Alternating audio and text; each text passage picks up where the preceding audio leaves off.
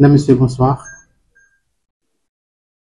Le 13 mai 2025, le parquet spécial près la Cour de répression des infractions économiques et du terrorisme a été saisi de faits présumés de corruption impliquant des fonctionnaires du ministère de l'Intérieur et de la Sécurité publique. Dans le cadre de l'enquête ouverte, plusieurs agents publics ont été interpellés, notamment le directeur des partis politiques et des affaires électorales, ainsi qu'un cadre de la direction des affaires intérieures et des cultes. Le sieur Richard Boni-Ouro a été arrêté dans la soirée du 15 mai 2025. À ce stade des investigations, les éléments recueillis laissent apparaître que dans le processus administratif de reconnaissance du parti politique dénommé le Libéral, des sommes d'argent auraient été convenues et versées à des fonctionnaires en contrepartie de leur intervention pour l'aboutissement du dossier.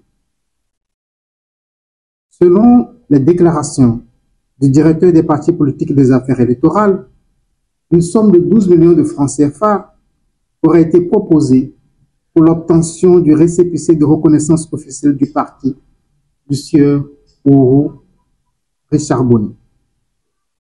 Il affirme toutefois n'avoir effectivement perçu que 5 millions de francs CFA. Une perquisition effectuée à son domicile a permis la saisie de cette somme qu'il présente comme celle reçue du sieur Ouro. Ce dernier, pour sa part, déclare avoir remis au total 7 millions de francs CFA. Il déclare avoir remis cette somme au directeur, et ceci en 3 tranches. Un premier versement d'1 million de francs CFA avant la tenue du congrès du parti le 5 avril 2025, suivi de 2 paiements successifs de 3 millions de francs CFA, chacun effectué les 26 et 28 avril 2025. Les faits ainsi établis s'analysent en corruption d'agents publics, infraction prévue et punie par les articles 335, 336 et suivants du Code pénal.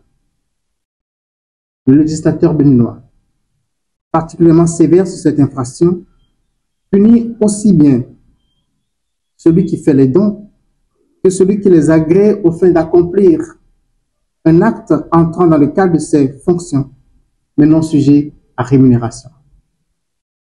Les peines prévues par l'autre loi sont la réclusion criminelle de 5 ans à 10 ans, sans préjudice des peines pécuniaires et des confiscations. C'est le lieu de rappeler à tous que les demandes répétées d'un agent public ne constituent pas un fait justificatif de l'infraction de corruption à l'égard de celui qui fait les dons. Céder aux sollicitations d'un agent public et lui faire des dons vous rend coupable de corruption, au même titre que lui. Les enquêtes se poursuivent pour situer toutes les responsabilités dans ce dossier. Le parquet spécial près la criette réaffirme sa détermination à poursuivre sans relâche le fléau de la corruption dans notre pays et encourage tous nos citoyens à dénoncer ces faits